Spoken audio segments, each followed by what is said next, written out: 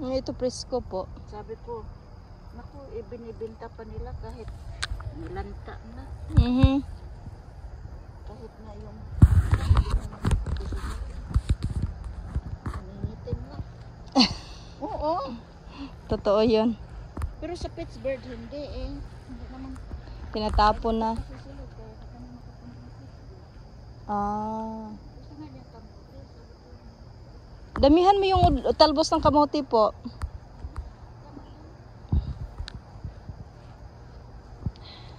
Pag maluto yan, lumiit naman yan.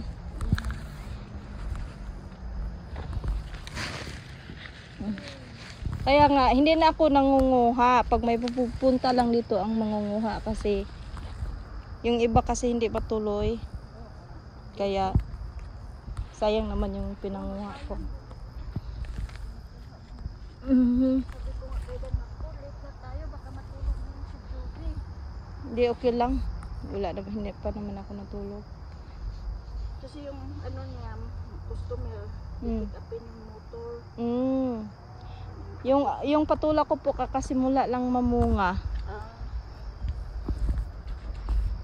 Yung upo, di ba? Mayroon. Oh, meron akong inano sa iyo. Bata lang. Oh, mayroon akong inano sa iyo. Hindi ko talaga 'yun binibenta kasi alam ko pupunta ka. Pahinga muna ko yun, sakit yung balakang. Oh, pahinga ka muna.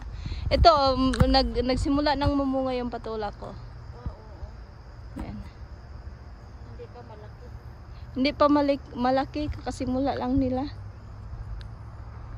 Ewan ko kung anong hitsura na yung kangkong ko doon. Binigay lang yun hitsura sa akin ng tangkay. Ah. Sabi ko pa naman, kailangan tapos namuha pa. Sige lang. Masarap kaya yan eh, adobo te. Oh.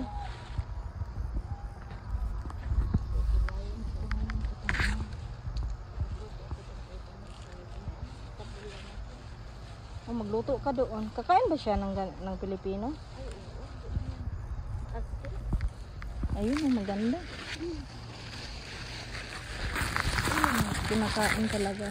Kasi itong mga ano, yung mga dahon na mga matatanda na kinukuha ko kasi ito para laging malusog.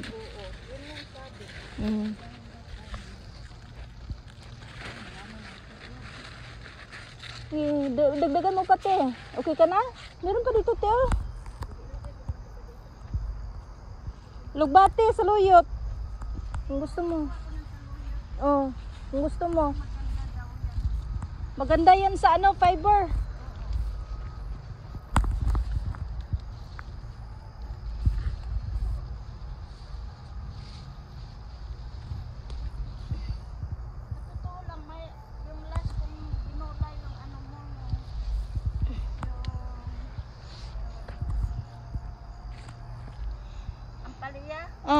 Nilagyan ko ng ano, ng munggo.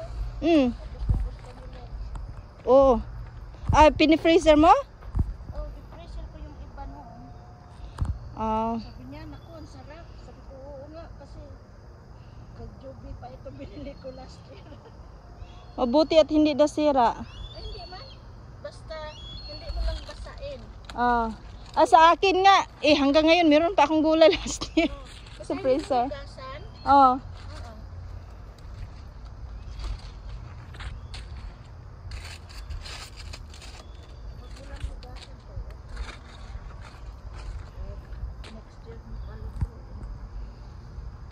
Masarap nga eh, lagay sa munggo. Kain ko yan ginawa.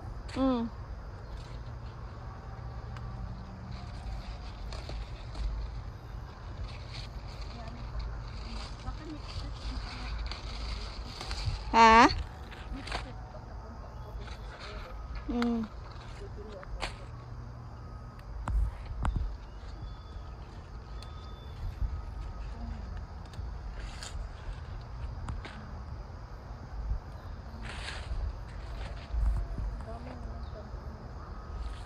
Kuha ka ng kangkong, madali, mas madali kasi yung papatubuin pag kinukuhanan. Mas magsasanga siya.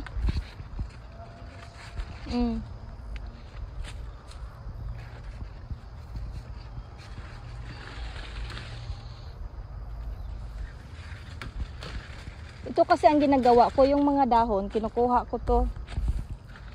Kaya matrabaho talaga ang pag-garden. Basta may tiyaga ka lang. Pero libre ako ng mga gulay dito. Kahit buong taon, hindi na ako bumibili. Kasi pinifreezer ko yung mga gulay ko.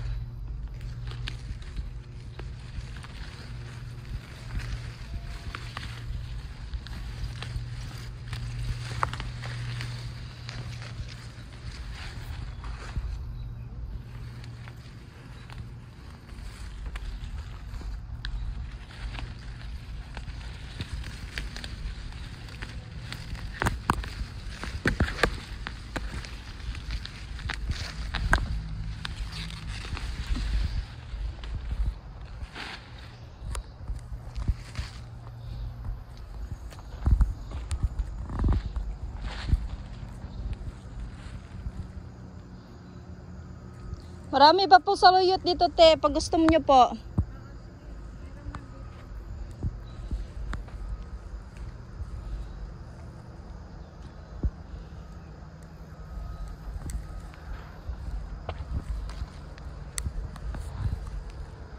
Damihan mo yung talbos, te, oh.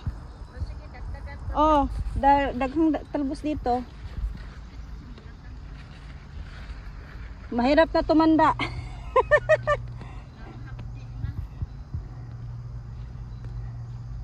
Hindi ka na makapag-garden yan. So, okay lang.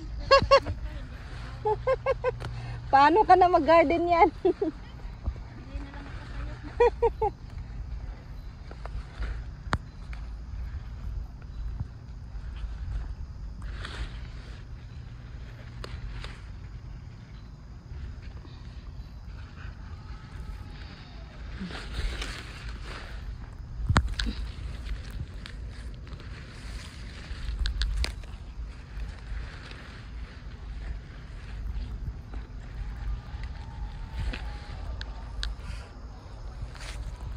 Ha? Sa school yun? Sa school.